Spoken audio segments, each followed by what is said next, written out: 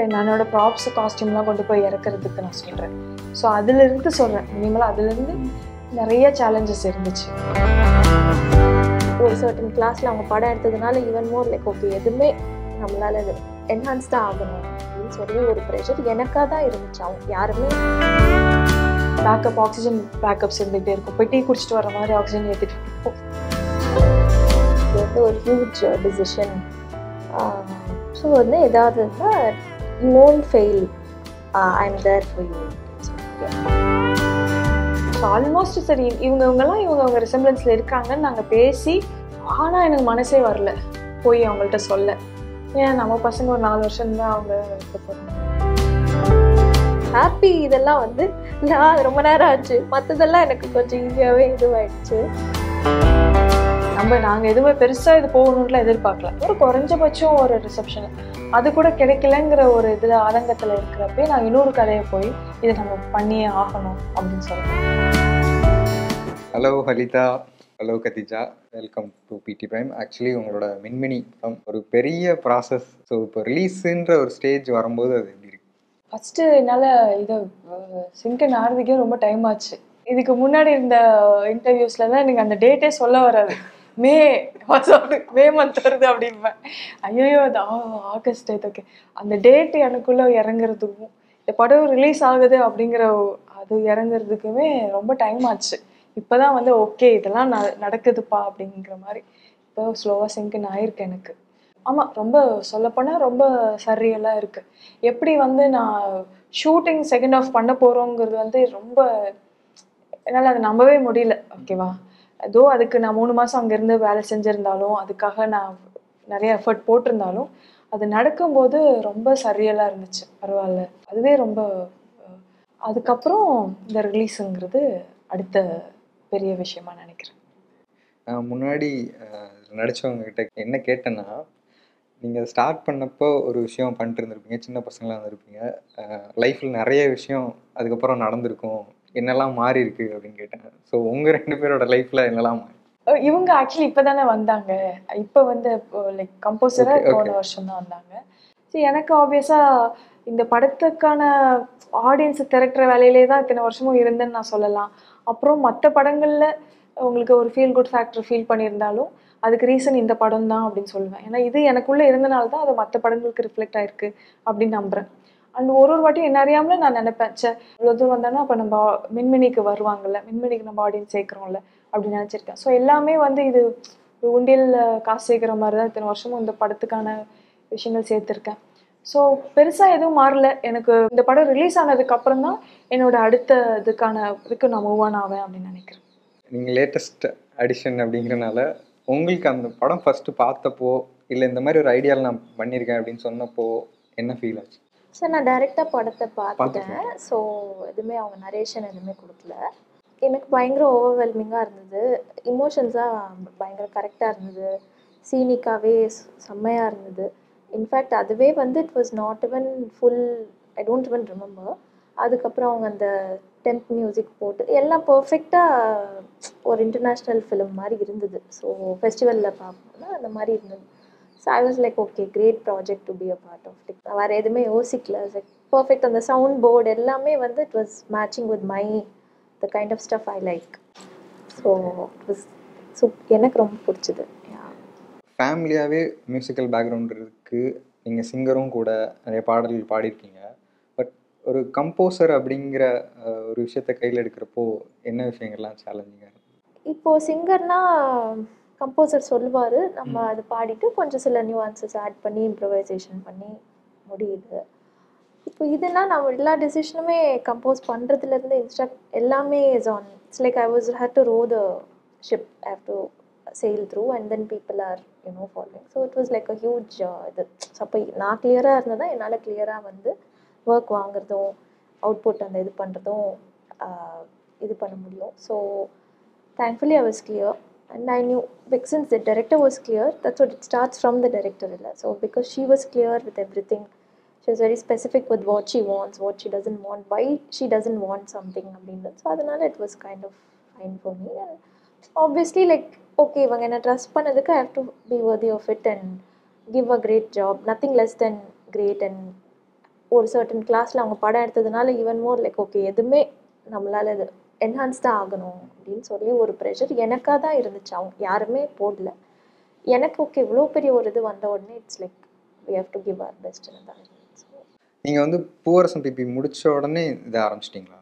பூவரசம் BP முடிச்ச அடுத்த வருஷம் இதோட ஷூட் போயிட்டேன். ஸோ எல்லாருமே இந்த படம் பற்றி சொல்லும்போது இதுக்கு ஒரு இன்ட்ரோவா பாய்ஹுட் ரெஃபர் பண்ணி சொல்லுவாங்க. பட் பாய்ஹுட் வந்ததும் சேம் இயர்னு நினைக்கிறேன். அது இன்ஃப்ளூயன்ஸ் பண்ணுச்சா ஆர் அதுக்கு முன்னாடியே உங்ககிட்ட இந்த தாட் இருந்ததா?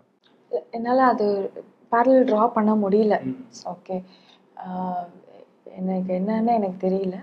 ஆனால் ஷுவராக இது மட்டும் தெரியும், இந்த படம் மாதிரி நம்ம பண்ணலாம் அப்படின்னு நினைக்கல. ஓகே, நான் படம் பார்த்துருக்கேன், பாய்வுட் பார்த்துருக்கேன். அண்ட் அந்த டிரெக்டரோட சைல்டை நடிக்க வச்சுருக்காங்க அப்படிங்கிறதெல்லாம் கூட எனக்கு தெரியும். பட் அகெயின் இது வந்து ஒரு டாக்குமெண்ட் மாதிரி நான் பண்ணலை. இந்த பசங்களோட கம்மிங் ஆஃப் ஏஜ், இங்கே இந்தந்த ஸ்டேஜில் இவங்களை இப்படி இப்படி காமிக்கிறேன், டக்கு டக்குன்னு எப்படி எப்படி சேஞ்ச் ஆகுது. சரி, அது ஒரு பூரிப்பு கொடுக்கும் தான். ஒரு லைஃப்பை வந்து நம்ம டாக்குமெண்ட் பண்ணுறோன்னா இவங்க இப்படிலாம் மாறி இருக்காங்க இவ்வளோ. அது அது வந்து அந்த வாயரிசம் தானே. எல்லா யூடியூப் கான்டென்ட் கிரியேட்டர்ஸும் அதனால தான் கிளிக் ஆகுது. நம்ம டெய்லி அவங்க லைஃப்பை பார்த்துக்கிட்டே இருக்கோம், என்னாச்சுன்னா தெரிஞ்சுக்கிறோம். ஸோ இது வந்து அது கிடையாது. ஒரு லைஃப்பை நம்ம கேப்சர் ஒரு பர்டிகுலர் ஆக்டர் நம்ம பண்ணலை. ஒரு கதைக்காக நம்ம பாஸ் பண்ணி எடுத்திருக்கோம். ஒரு கதை வந்துட்டு ஒருத்தவங்களை இத்தனை வருஷம் ஒரே பையனை எவ்வளோ தூரம் ஒரு விஷயம், ஒரு கில்ட் அவனுக்கு ஸ்ட்ரைக் பண்ணியிருக்கு, எவ்வளோ தூரம் அவன் அதை கேரி பண்ணியிருக்கான் அப்படின்னு காட்டுறதுக்காக பண்ணியிருக்கோம். ஸோ அதனால வெயிட் பண்ணுறதுக்கு வச்சு எடுத்ததுக்கான இன்டென்ஷனே வேறையாகுது இங்கே. ஸோ அதனால என்னால் அந்த பேரல்ஸ் ட்ரா பண்ண முடியல. லோனர்ஸில் கூட அந்த ஒரு 2 பேரோட இமோஷன் சம்மந்தப்பட்ட விஷயமா இருக்கும். அகைன் நீங்கள் சொன்ன மாதிரி இதுலேயும் ஒருத்தரோட ஒரு புரோக்கனாக இருக்கிற ஒருத்தரோட ட்ராவல், அதில் கம்பேனியனாக வர்ற ஒருத்தவங்களோட ட்ராவல்னு. ஸோ இன்னவே ஒரு லோனர்ஸோட எக்ஸ்டென்ஷனாக இது இருக்குமா? அதான் சொல்கிறேனே, மின்மினி எனக்குள்ளே இருந்தனால தான் மிச்சம் எல்லாமே இது இருந்தனால தான் அதெல்லாம். ஓகே, ஸோ அதனால லோனஸோட எக்ஸ்டென்ஷனாக இது வாய்ப்பே கிடையாது. ஏன்னா லோனஸ்க்குலாம் முன்னாடி இது வந்துருச்சு. ஸோ மின்மினியோட இன்னொரு வேர்ஷனாக வேணால் லோனஸ் சொல்லலாம். மின்மினியோட அந்த சில தன்மை வந்து நம்ம லாக்டவுனில் பொருத்தி பார்த்து சொல்லி மின்மினி உள்ளே இருந்தனால இதெல்லாம் எனக்கு வெளில வந்திருக்கலாம் அப்படின்னு சொல்கிறேன். மின்மினி சர்ஃபேஸ் ஆகியிருந்துச்சு அப்படின்னா மின்மினி தான் வந்திருக்கும். அது உள்ளேயே இருந்தனால நிறைய விஷயங்கள், நிறைய படங்கள் அதனால பெனிஃபிட் ஆயிருக்கு அப்படின்னு சொல்கிறேன். மேக்கிங்கில் இருந்த சேலஞ்சஸ்லாம் நடித்தவங்க சொன்னாங்க. ஒரு டைரக்டராக என்ன சேலஞ்சஸ் ஃபேஸ் பண்ணீங்க? எனக்கு அங்கே அந்த ஏரியாவில் எல்லாமே ஆக்சசிபிலிட்டியே ரொம்ப கம்மி. கார்கோஸ் நார்மலாக அலோவ் பண்ண மாட்டாங்க. ஒரே ஒரு கார்கோ மட்டும் தான் ஆப்ரேட்டிங். எதுவுமே இப்போ என்னோட ப்ராப்ஸ் காஸ்டியூம்லாம் கொண்டு போய் இறக்குறதுக்கு நான் சொல்கிறேன். ஸோ அதிலிருந்து சொல்கிறேன், மினிமலாக அதிலிருந்து நிறைய சேலஞ்சஸ் இருந்துச்சு. மொத்தம் வர க்ரூவே அந்த 23 பேர் 23 நாளில் நம்மளோட க்ரூ வந்துட்டு போகிறாங்க அப்படின்னா அவங்களுக்கு, ஏன்னா அந்த 23 டேஸே எனக்கு ரொம்ப க்ரூஷியல். ரிட்டன் டிக்கெட்டில் தான் நாங்கள் போகிறோமே. அதில் ஒரு நாள் ஏதோ வெதர் சப்போர்ட் பண்ணலைனாலோ, இல்லை யாருக்கோ உடம்பு சரியில்லைனாலோ, கீ டெக்னீஷியன்ஸ் யாருக்காவது உடம்பு சரியில்லைனாலோ டிலே ஆச்சுன்னா நான் மாட்டிக்குவேன். ஸோ அதனால எனக்கு ஒரு நாளும் க்ரூஷியலாக இருந்துச்சு. எல்லாருக்கும் உடம்பு சரியாக இருக்கணும். ப்ளஸ் அங்கே எல்லாருக்கும் உடம்பு சரியாக இருக்கிற மாதிரியான வெதர் இது இல்லை. நம்ம அந்த குளிருக்குலாம் பழக்கப்பட்டதில்லை, அந்த ஹைட்டுக்கு பழக்கப்பட்டதில்லை. அப்படிங்கும்போது ஒவ்வொருத்தவங்களுக்கும் ஒரு மாதிரி ஒரு விஷயத்த பண்ணுச்சு. முடிஞ்ச அளவுக்கு நாங்கள் ப்ரிகாஷன்ஸ் எடுத்துக்கிட்டோம். அதையும் தாண்டி நிறைய சேலஞ்சஸ். இப்போ கருதுங்களாலலாம் ஷூட் பண்ணுறோம். ஓகே, அங்கே ஆக்சிஜன் லெவல்ஸ் ஆல்ரெடி ரொம்ப கம்மியாக இருக்கும். அங்கே நிறைய டைம் இருக்க முடியாது. ஸோ அதனால் டர்ன்ஸ் எடுத்துகிட்டு நாங்கள் ஷூட் பண்ணுவோம். பேக்கப் ஆக்சிஜன் பேக்கப்ஸ் இருந்துகிட்டே இருக்கும். போய் டீ குடிச்சிட்டு வர மாதிரி ஆக்சிஜன் ஏற்றிட்டு வருவோம். அந்த மாதிரிலாம் நிறையா நடந்துச்சு. ஸோ அகெயின் இந்த சஃபரிங், இந்த ஒரு கஷ்டத்தை சொல்லி படத்தை விற்கணுங்கிறது இன்டென்ஷனாக இல்லை. அதனால எதுவும் எங்கேயுமே இதை பற்றி பெருசாக சொல்லலை. படம் பார்த்துட்டு உண்மையிலே எப்பறம் இங்கெல்லாம் போய் எடுத்தாங்க அப்படின்னு ஒரு கேள்வி ஆடியன்ஸ்க்கு வரப்போ நிச்சயமாக இதெல்லாம் சொல்லலாம் அப்படின்ட்டு இருக்கும். ஃபர்ஸ்ட் ஹாஃப் எடுத்துட்டு செகண்ட் ஹாஃப் ஷூட் போகுமானே தெரிலன்ற ஒரு இதில் இருந்தேன்னு சொன்னீங்கல்ல, அந்த மாதிரி இருக்கும்போது அப்போ அதை ஸ்டார்ட் பண்ணவே மாட்டோம்ல யாராக இருந்தாலும். அது எப்படி அந்த கான்ஃபிடென்ட் வந்தது? அதுதான், நம்ம இத்தனை வருஷம் கழிச்சு எடுக்க போகிற ஒரு படம் அப்படின்னா நான் ஃபர்ஸ்ட் ஹாஃப் எடுத்துருக்கவே மாட்டேன். ஓகே, நான் ஏன் அந்த ரிஸ்க் எடுக்க போகிறேன்? ஃபர்ஸ்ட் ஹாஃப் எடுத்து முடிச்சதுக்கப்புறம் அது என்னை பிடிச்சிக்கிச்சு. இவங்க நடித்தா நல்லா இருக்குங்கிற ஐடியா வந்து ரொம்ப தங்கிருச்சு, இறங்கிருச்சு. அப்போ இருந்த ஐடியா என்ன? அப்போ வேற ஆக்டர்ஸ் வச்சு எடுக்கலான்ற மாதிரி? அப்போ வேற ஆக்டர்ஸ், இவங்கள மாதிரி ரிசம்பிளன்ஸில் இருக்க வேற ஆக்டர்ஸ் வச்சு எடுக்கலாம் அப்படின்ட்டு தான். ஸோ ஆல்மோஸ்ட் சரி இவங்க ரிசம்பிளன்ஸில் இருக்காங்கன்னு நாங்கள் பேசி, ஆனால் எனக்கு மனசே வரல போய் அவங்கள்ட்ட சொல்ல. ஏன் நம்ம பசங்க ஒரு 4 வருஷம் தான் அவங்க இருக்க போறாங்க, அந்த மாதிரி தான். இப்போ உங்களுக்கு இந்த படத்தில் பார்த்து ரொம்ப இம்ப்ரெசிவாக இருந்த ஏதாவது ஒரு மொமெண்ட்டோ இல்லை ஏதாவது ஒரு இது இல்லை ஏதாவது ஒரு ஆச்சரியமோ அந்த மாதிரி விஷயம்னா என்ன சொல்லுங்க? I feel the second of அந்த ஃபுல் எஸ்தட்டிக்ஸ் இதுலேயே நம்ம ட்ரெய்லர்லேயே பார்க்குறோம்ல, அது அப்புறம் சில சீன்ஸ் எல்லாம் அது இப்போ சொல்ல முடியாது. பட் அதெல்லாம் எனக்கு ரொம்ப பயங்கரமாக இருந்தது. அந்த Praveen had done a great job that actually. Songs பொறுத்த வரைக்கும் அது எப்படி டிசைட் ஆச்சு? நீங்கள் எல்லா பாட்டும் எழுதிருக்கீங்க. ஓகே, எனக்கு இருபெரும் நதிகள் ரொம்ப பிடிச்சது. சாங்ஸ் பொறுத்த வரைக்கும் உங்களோட டிஸ்கஷன் என்னவா இருந்தது? ஃபஸ்ட்டு வந்து உயிரையும் ஜனனமும் வந்து பேக்ரவுண்ட் ஸ்கோராக தான் இருந்தது. அதுக்கப்புறம் தான் அவங்க வந்து ஓகே பாட்டாக பண்ணலாம் அப்படின்னு சொன்னாங்க. Because initially it was like first 2 பாட்டு தான் இருக்க வேண்டியது படத்தில், அப்புறம் 4 பாட்டு ஆக்குனாங்க. பாட்டுக்குமே ஸ்பேஸ் வந்து தேர் வாஸ் லைக் எனக்குமே ஓகே. அப்புறமா பார்த்தா அவங்க இன்க்ரீஸ் பண்ணிட்டாங்க. ஒரு பாட்டை வந்து 2 டைம் கூட வச்சுருக்காங்க. ஸோ இதெல்லாம் வந்து ஐ வாஸ் லைக் வாவ், இவ்வளோ ஸ்பேஸ் கொடுத்துருக்காங்க ஃபார் மியூசிக் அப்படின்னு ஃபீல் ஆச்சு. இருபெரும் தான் லாஸ்ட்டாக கிராக் பட் ஹாப்பி இதெல்லாம் வந்து ரொம்ப நேரம் ஆச்சு. மற்றதெல்லாம் எனக்கு கொஞ்சம் ஈஸியாகவே இதுவாயிடுச்சு. மின்மினி நீ வந்து ஒரு லாங் ஒரு ஹம்மிங் மாதிரி நான் இது பண்ணி அமிச்சேன். அவங்க அதுக்குள்ளே லிரிக்ஸ் எழுதிட்டு அப்புறம் சிங்கர் பாட வச்சு இது பண்ணுவோம். ஸோ ஆல்பம் பொறுத்த வரைக்கும் ரொம்ப நேரம் எடுக்கல. இதுதான் டைம் எடுத்தது. பேக்ரவுண்ட் ஸ்கோர் தான் வந்து ஹைட்ரேட் பண்ணிகிட்டே இருந்தோம். ரொம்ப ஃபைன் டியூன் பண்ணி ரொம்ப கரெக்ட், இந்த பிளிங்க்குக்கு இது கரெக்டாக வரணும், ரொம்ப லைக் ப்ரிசைஸாக இருப்பாங்க அவங்க. So it's like wowed by that whole இது. So it was like a great learning for me. உங்களுக்கு அந்த லிரிக்ஸ் ஆர்வம் எப்படி? இப்போ நம்ம படத்தில் நம்ம ஏதோ ஷூட் பண்ணுறப்ப டைலாக்ஸ்லாம் பேசி எடுத்துகிட்டு வந்துடுறோம். ஆனால் அதுக்கப்புறமும் எனக்கு சொல்ல வேண்டிய விஷயங்கள்லாம் இருக்கும். ஓகேவா? யூஸ்வலாக அந்த வாய்ஸ் ஓவர் போட்டு டம்ப் பண்ணுவாங்க இல்லையா? ஸோ அது ஒரு டூல் அப்படின்னா, இந்த லிரிக்கும் ஒரு டூல் தான். ஓகே, நான் இன்னும் சொல்லணும்னு நினைக்கிற விஷயத்த நான் இங்கே சொல்லலாம். மெட்டஃபரிக்கலாக சொல்லலாம், ஆன் தி ஃபேஸ் சொல்லலாம், எப்படி வேணாலும் நான் அந்த லிரிக் மூலயமா நான் சொல்லலான்னு எனக்கு அங்கே ஒரு ஸ்பேஸ் இருக்குல்ல. ஸோ அதை நான் ஒரு ஸ்டோரி டெல்லராக யூஸ் பண்ணிக்கணும்னு பார்க்குறேன். அதுதான் அப்படி தான் இந்த லிரிக் எழுதுறதுங்கிறது. ஏன்னா எனக்கு அந்த டைலாக்ஸ் இது எல்லாம் விட எனக்கு மியூசிக் என்ஹான்ஸ் பண்ணுறப்போ நம்ம சொல்ல வர விஷயத்தையும் நம்ம அதை வேர்ட்ஸில் என்ஹான்ஸ் பண்ணணும் அப்படின்னு நினச்சேன். மனோஜ் பரஹம்சா ஸோ உங்களுக்கு ஸ்டார்டிங்லேருந்து ஒரு பெரிய சப்போர்ட்டாக இருந்தார். அவர் இதில் ப்ரெஸ் மீட்டில் சொல்லியிருந்தப்போ ஒரு விஷயம் பண்ணி முடித்து அது ப்ராசஸ் ஆகிட்டு இருக்கும்போது அலிதா இன்னொரு புதுசாக ஒரு ஐடியாவோட வருவாங்க. ஸோ அந்த ரிலேஷன்ஷிப் எப்படி? பூவரசம் பிபி டு மின்மினி தான் அவர் மீன் பண்ணார். ஏன்னா அதுக்கப்புறம் அவருக்கும் எனக்கும் கான்டாக்டே இல்லை ஒரு 7 வருஷம். அது பூவரசம் பிபி முடிச்சுட்டு அந்த ஒரு அதிர்ச்சி இருக்கும் இல்லையா, என்னடா நாங்கள் எதுவுமே பெருசாக இது போகணுன்ட்டுலாம் எதிர்பார்க்கல. ஒரு குறைஞ்சபட்சம் ஒரு ரிசப்ஷனில் அது கூட கிடைக்கலங்கிற ஒரு இதில் ஆதங்கத்தில் இருக்கிறப்பே நான் இன்னொரு கதையை போய் இதை நம்ம பண்ணியே ஆகணும் அப்படின்னு சொல்கிறேன். ஓகே, ஸோ அது எவ்வளோ டஃப்பாக இருந்திருக்கும். நான் கேட்ட எனக்கும் சரி, அதை அதை ப்ராசஸ் பண்ணுற அவருக்கும் சரி. அப்போ நான் அது மேலே இந்த பயங்கரமான கான்ஃபிடென்ஸில் தானே நான் அது கேட்குறேன். ஸோ இது விஷயம் இல்லை, இது கண்டிப்பாக நம்ம சரி பண்ணலாம். ஆனால் பூவரசம் பிபி வந்துட்டு படமா இல்லை, அது வந்து அவங்க நாங்கள் பிளான் பண்ணது மே 1 release, but May 30th release ஆச்சு. ஸோ அங்கே அந்த மாதிரி நடைமுறை சிக்கல்னால தான் அது இதாச்சு. ஸோ நம்ம அதுக்காக நம்ம இன்னொரு இது பண்ணக்கூடாது. இந்த கதையை நம்ம எடுத்தே ஆகணும். நீங்கள் ஃபர்ஸ்ட் ஹாஃப்க்கு ப்ரொடியூஸ் பண்ணுங்கள், செகண்ட் ஹாஃப்க்கு நான் இதை மெட்டீரியலைஸ் பண்ணிக்கிறேன் படத்தை. ஃபர்ஸ்ட் ஹாஃப் மட்டும் எனக்கு இமீடியட்டாக நீங்கள் பண்ணால் நல்லாயிருக்கும். ஏன்னா பசங்க வளர்ந்துட்டுருக்காங்க. இந்த கதையை நான் இப்போ இந்த விஷயத்தை எடுத்தே ஆகணும். ஸோ நீங்கள் பண்ணுங்கன்ட்டு. ஏன்னா இந்த பசங்களை புரிஞ்சுக்கிட்டவங்களா அவர் இருக்காருங்கிறதுனால அவர்கிட்ட நான் கேட்டேன்.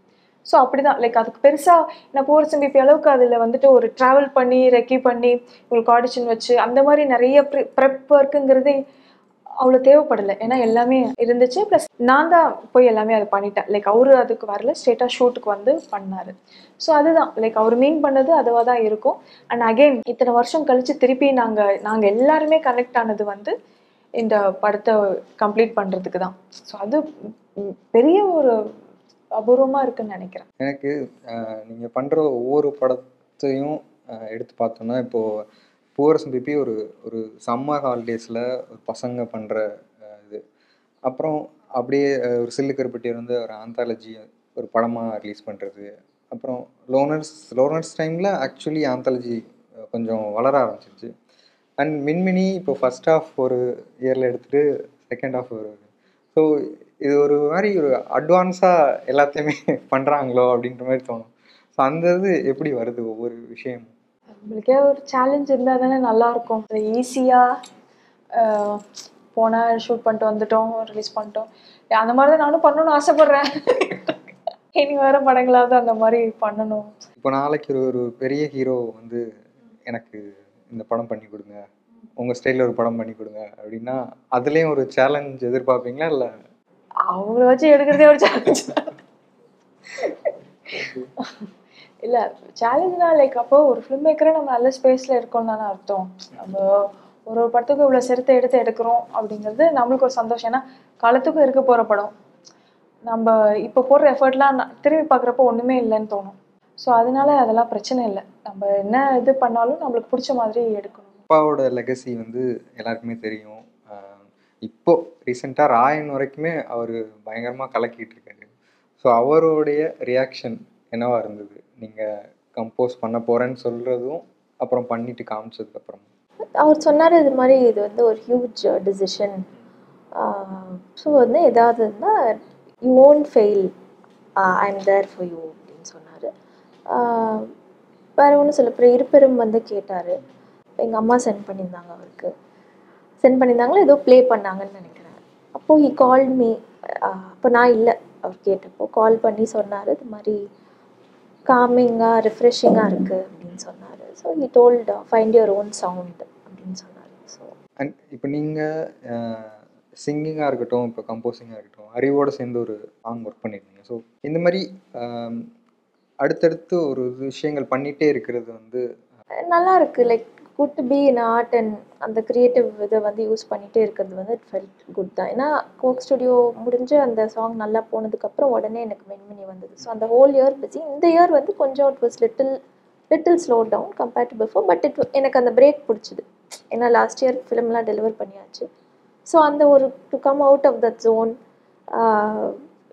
ட்ராவல், அது மாதிரி எனக்கு இந்த இயர் நல்லாயிருக்கு. இந்த இயர் ரிலீஸும் இருக்குது. பட் அப்பார்ட் ஃப்ரம் தட் வேறு ஒரு ஃபிலிம் நான் கமிட் பண்ணேன். அதுவும் கொஞ்சம் இன்னும் ப்ரீ ப்ரொடக்ஷனில் தான் இருக்குது. பட் ரிசர்ச் நிறைய ஃபியூ மந்த்ஸ் நான் பண்ணிகிட்ருந்தேன். அது மற்றபடி எனக்கு இந்த கொஞ்சம் பிரேக் இது மாதிரி எடுத்து அப்புறம் ஒர்க் இதுவும் நல்லாயிருக்கு. இந்த இப்போ இண்டி ஸ்பேஸ் வந்து பயங்கரமாக வளர்ந்துட்டுருக்கு.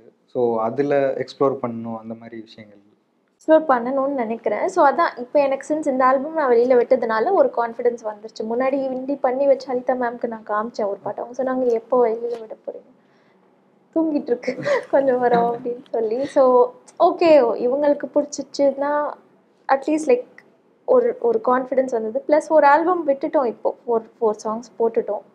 ஓகே, இனிமேல் நம்ம புஷ் பண்ணலாம் அப்படின்னு சொல்லி ஃபீல் ஆச்சு. ஸோ இந்த ட்ராவல் வந்து உங்களுக்கு பெருசாக இருந்து அமைஞ்சிருச்சு.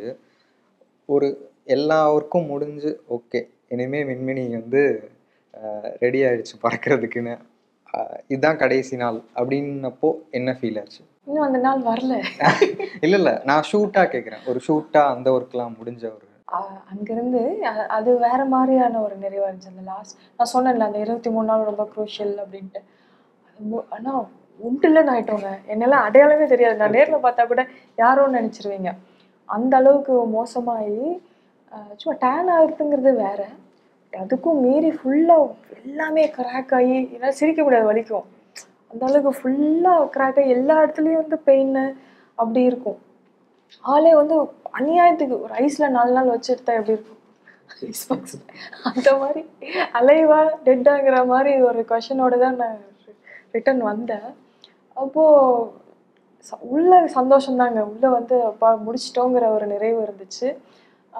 எப்போவுமே எனக்கு ஏதாவது ஒரு விஷயம் கம்ப்ளீட் ஆகும். யூஸ்வலாக நம்ம ஸ்கூல் படிக்கும்போது லாஸ்ட் எக்ஸாம் ஜியாகிரஃபி எக்ஸாம் இருக்கும்ல, எப்போவுமே எனக்கு லாஸ்ட் எக்ஸாம் முடிக்கிறப்போ பார்த்திங்கன்னா மழை பெய்யும். அந்த மாதிரி எனக்கு அங்கேருந்து கிளம்பி லேலேருந்து கிளம்பி டெல்லி வரப்போ மழை பெஞ்சு அப்படியே இந்த ஃப்ளைட் விண்டோவில் அப்படி வந்துட்டுருக்கா. என்னால் ரொம்ப எமோஷ்னலாக இருந்துச்சு. அப்போ அந்த கூட வந்த ஆக்டர்ஸ் எல்லாம் கூட ரொம்ப எமோஷ்னலாக ஆகிட்டேன். இந்த படம் அவங்களுக்கு எவ்வளோ மீன் பண்ணதுன்னு சொல்லி நாங்கள்லாம் லாஸ்ட் ஷாட் எடுத்துகிட்டு ரொம்ப எமோஷ்னல் ஆகிட்டோம். எல்லாம் அந்த இமோஷனோட கேரி ஆகி திருப்பி ரிட்டர்ன் வர்றது ரொம்ப ஸ்பெஷலாக இருந்துச்சு. அதுவும் ரொம்ப ஏங்கிட்டு இருந்தேன். நான் இவங்க எல்லாமே அந்த 23 நாளுக்கு வந்தாங்க. ஆனால் நான் அங்கே ரொம்ப நாளாக இருந்தேன், மாதக்கணக்கில் இருந்து ரிட்டன் எப்படா ரசத்தோடு சாப்பிட்டோம், எப்படா அந்த காஃபி குடிப்போம் அப்படி வந்தேன். ஸோ வரப்போ அப்போ தான் வந்து சென்னையில் புது சைன் போர்டு வச்சாங்க ஏர்போர்ட்டில், சென்னைக்கு வரவேற்கிறோம் அப்படின்ட்டு. வாவ். இப்போ நீங்கள் எடுக்கிற படங்கள் எல்லாத்துலேயுமே ஒரு ஒரு ஃபீல் குட்டான ஒரு பாசிட்டிவான விஷயங்கள் டீல் பண்ணுறீங்க. இது வந்து நான் ஒரு படத்தில் நான் இதை சொல்லணும் அப்படிங்கிறது உங்கள் மைண்டில் இருந்துகிட்டே இருக்குமா, ஆர் ஒரு கதை க்ரோ ஆகிறப்ப அது வர்றதா? சில டைம் வந்து நம்ம இன்டென்ஷனலாக தோணும், ஓகேவா, காக்கக்கடி பண்ணுறப்பெல்லாம் எனக்கு அப்போவே இன்டென்ஷனலாக தோணும், நம்ம இதோட பர்பஸ் வந்து இந்த மாதிரி கேன்சர் ஃப்ரீயாக ஆக முடியும், கேன்சர் வந்து க்யூரபிள் அப்படிங்கிறது. ஏன்னா சினிமாவில் கேன்சர்னாவே முடிஞ்சு, அவங்க வந்து ஒரு டிக்கிங் பாம்போட தான் இருக்காங்கங்கிற மாதிரி காமிக்கிறாங்களே. ஸோ க்யூரபிள் விஷயம் பற்றி சொல்லணும் அப்படிங்கிறது எனக்கு பண்ணும்போதே இருந்துச்சு. அந்த மாதிரி எனக்கு இதில் என்ன பர்பஸ், இதனால என்ன பர்பஸ் அப்படின்ட்டு நான் கொஷின் பண்ணிக்கிட்டே இருப்பேன். ஸோ அதெல்லாம் எழுதும்போதே அந்த மாதிரி ஒரு விஷயம் இருக்க தான் செய்யும். அது இப்போ ஹேமோ அப்போ நிறைய இந்த ஜெண்டர் கான்ஃப்ளிக்ட்டு ஒரு இது பண்ணணும், ரைஸ் பண்ணணும் அப்படின்னு நினச்சேன். ஒரு ஜென்டர் இன்னொரு ஜென்டரை டீஸ் பண்ணிக்கிற விதம் எனக்கு அது ரொம்ப பிடிச்சிருந்துச்சு. ப்ளஸ் வாய்ஸ் அவுட் பண்ணணும், ஒய்ஃப்ஸ் கோ த்ரூ பண்ணுறதும் அப்படின்னும் நினச்சேன் இப்போ ஹேமோ பண்ணுறப்போ.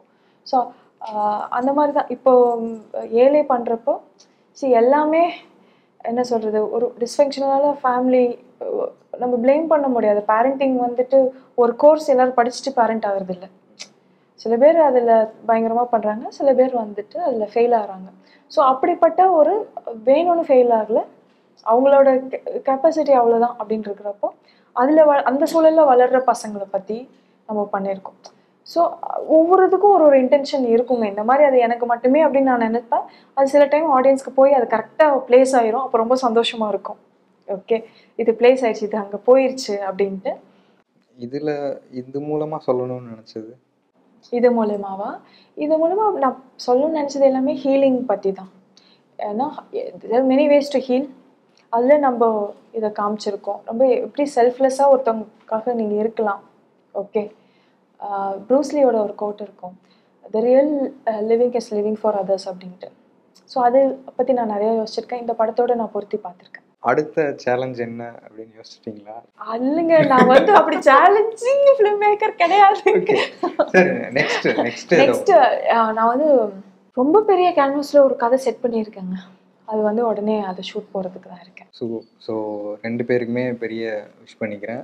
படம் நீங்கள் நினச்ச மாதிரி பெரிய சக்ஸஸ் ஆகணும். அடுத்து நீங்கள் பண்ண போகிற பெரிய கேன்வாஸ் படத்துக்கும் வாழ்த்துக்கள். Thank you so much. தேங்க்யூ.